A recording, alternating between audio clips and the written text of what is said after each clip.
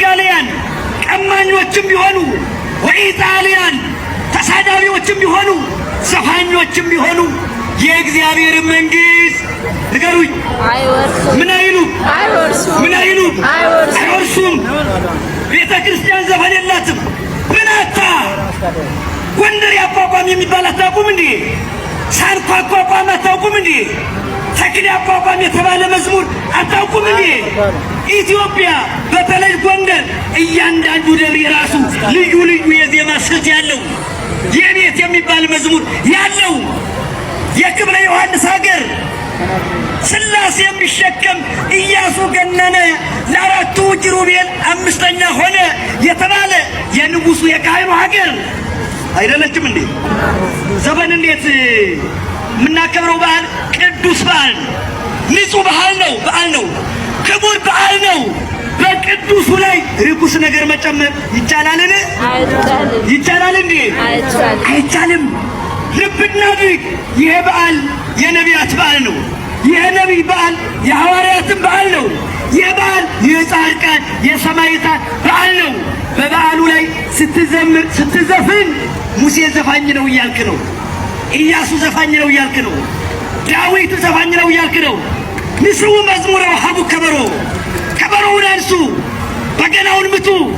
ሰብሕዎ ለእግዚአብሔር በቅዱሳኑ እግዚአብሔርን በቅዱሳኑ አመስግኑት። ሰብሕዎ ለእግዚአብሔር ሰብሕዎ በጸናጽል አመስግኑት።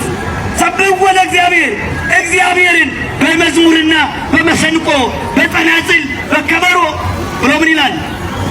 ንገሩኝ እስቲ ብሎ ምን ይላል? አመስግኑት። ኦርቶዶክሳውያን የሰንበት ተማሪዎች ዘማሪያ አስተውሉ፣ እናስተውል። ባህላችን፣ ሃይማኖታዊ ባህላችን፣ ትውፊታችን፣ ስርዓታችን፣ ሕጋችን፣ ቀኖናችን የምናስከብር እኛ ነን። በእጃችን ነው። ገደልነውም፣ አዳነውም፣ አጠፋነውም፣ አለማነውም። ለምን ጭፈራ፣ ለምን ዳንኪራ፣ ለምን ዘፈን፣ ለምን እስክስታ በዛበት ብለው ሁሉም የቤተ ክርስቲያን ልጆች የሚመለከታቸው ሁሉ የጮሁባት፣ ያዘኑባት፣ የተቆረቆሩባት ለምንድን ነው ከተባለ ጎንደር ለኢትዮጵያ ኦርቶዶክስ ተዋሕዶ ቤተ ክርስቲያን ምልክት ናት። ምን አልኳችሁ? ምንድን ናት አልኳችሁ? ምልክት ናት። ቤተ ክርስቲያንን የምናይባት፣ ቤተ ክርስቲያንን የምንመለከትባት። በአጠቃላይ አባቶች ሲናገሩ ጎንደር የኢትዮጵያ ኦርቶዶክስ ተዋሕዶ ቤተ ክርስቲያን ማኅፀን ናት ይላሉ። ለምን ቢባል የመጻሕፍት ትርጓሜ መምህራን፣ የቅኔ መምህራን፣ የአቋቋም መምህራን፣ የዝማሬ መዋሥዕት መምህራን፣ የድጓ መምህራን የሚወለዱ የውሃ እናት ሲባል ሰምታችሁ ታውቃላችሁ? ታውቃታላችሁ? የምን እናት? የውሃ እናት። ግን ውሃን ወልዳለች እንዴ?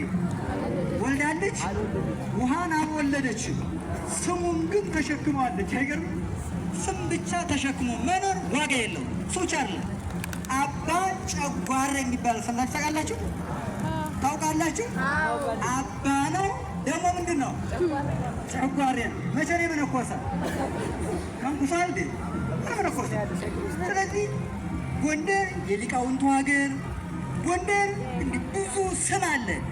ግን ስማችን እና ግብራችን ግን እኩል ይሄድ አይደለም።